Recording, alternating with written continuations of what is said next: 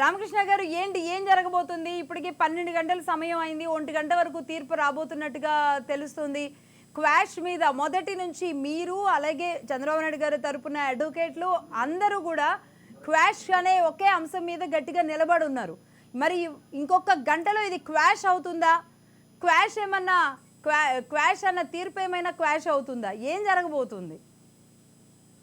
లక్ష్మి గారు, ముఖ్యంగా భారత రాజ్యాంగం కల్పించేటువంటి హక్కులలో ప్రధానమైన హక్కు వ్యక్తి స్వేచ్ఛ. ఏ వ్యక్తి స్వేచ్ఛను కూడా ఎవరూ కూడా హరించడానికి వీలు లేదు. కానీ అటువంటి వ్యక్తి స్వేచ్ఛకు భంగము కలగకుండా మన భారత రాజ్యాంగంలో కల్పించేటువంటి అనేకమైనటువంటి రక్షణలో భాగంగా ఈ రోజు చంద్రబాబు నాయుడు గారు ఈ యొక్క కేసు పైన పోరాటం చేస్తున్నారు. ఈ మాట ఎందుకు అంటున్నారంటే, చంద్రబాబు నాయుడు గారి పైన పెట్టినటువంటి ఏదైతే ఈ యొక్క తప్పుడు కేసు ఏదైతే ఉన్నాయో వీటన్నిటినీ కూడా ప్రామాణికం చంద్రబాబు నాయుడు గారు ముఖ్యమంత్రిగా ఉన్నప్పుడు తీసుకున్నటువంటి విధానపరమైనటువంటి నిర్ణయాలకు సంబంధించినటువంటి అంశాలు ఒక అంగళ్ళు చేసి తప్పనిచ్చు. కానీ ఏదైనా ఒక ప్రభుత్వ అధికారి కానీ ఒక ప్రభుత్వ అధినేత కానీ ఒక విధానపరమైనటువంటి నిర్ణయం తీసుకున్నప్పుడు అతని పైన క్రిమినల్ చర్యలు తీసుకోవాలంటే ఖచ్చితంగా రాష్ట్ర గవర్నర్ యొక్క అనుమతి అవసరం అని చెప్పనేది ఇది ప్రధానమంటూ చర్చ. ఇది చర్చ కాదు, ఇది వాస్తవం.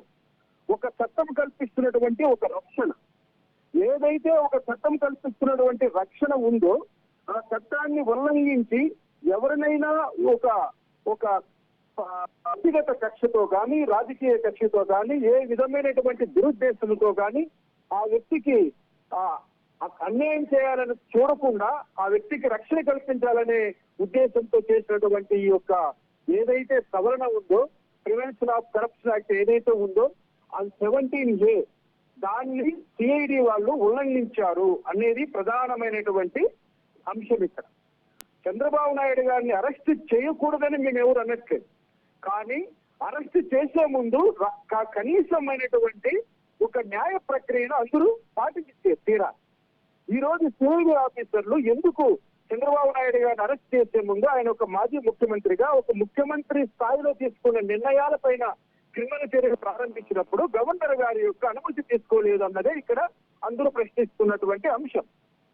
ఎప్పుడైతే గవర్నర్ యొక్క పర్మిషన్ లేకుండా సిఐడి వాళ్ళు అత్యుత్సాహంతో కేవలం జగన్మోహన్ రెడ్డి గారి యొక్క ఒక యుగాన్ని సాటిస్ఫై చేయడం కోసం జగన్మోహన్ రెడ్డి పైన ఉన్నటువంటి కేసుల పరంపరను చంద్రబాబు నాయుడు గారి పైన కూడా కొనసాగించాలని అతనికి కూడా ఒక క్రిమినల్ హిస్టరీని క్రియేట్ చేయాలనే దురుద్దేశంతో ఈ యొక్క కేసులు పెట్టడం జరిగింది. ఇది అందరూ కూడా ఒప్పుకుంటున్నటువంటి అంశం.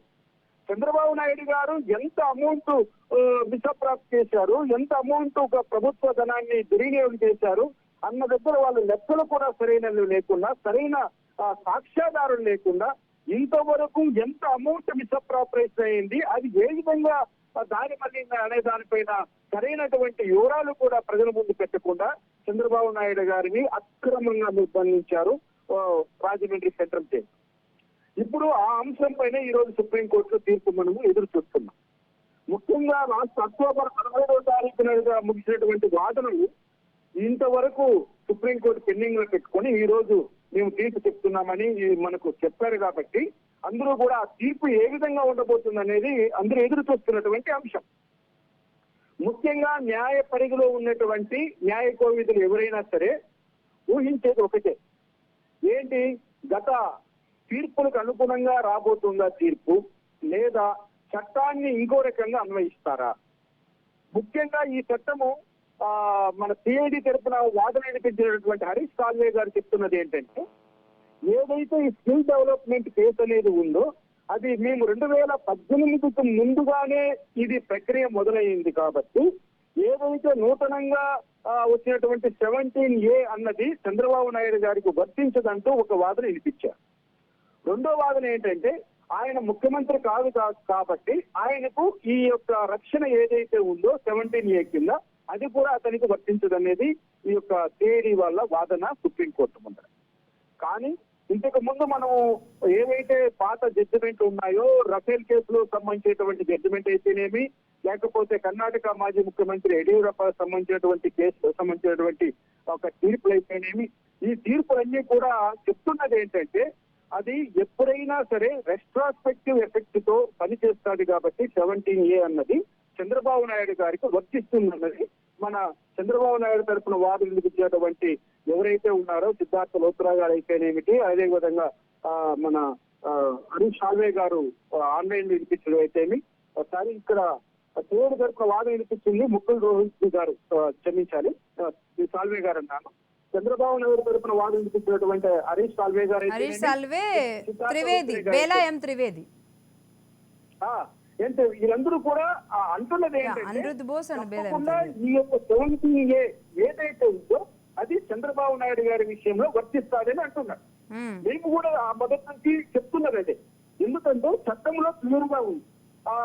ఏమంటారంటే ఈజ్ ఆర్ వాజ్ అనే ఒక ప్రోవర్బ్స్ వాడారు. ప్రజెంట్ అని వాజ్ అంటే రామకృష్ణ గారు ఇంకా ఈ 17A మీద ఇంకా సేపట్లో తీర్పు రాబోతుంది కాబట్టి నిజానికి చాలా ఒక రకమైన ఉత్కంఠ వాతావరణం, టెన్షన్ వాతావరణం అయితే మొత్తం దేశంలోనే అనేక మంది నాయకులు వెలిబుచ్చుతున్నారు. ఇక తెలుగు రాజకీయాలు, తెలుగు రాష్ట్ర నాయకులు అయితే మాత్రం దీన్నే గమనిస్తూ ఉన్న పరిస్థితి ఉంది.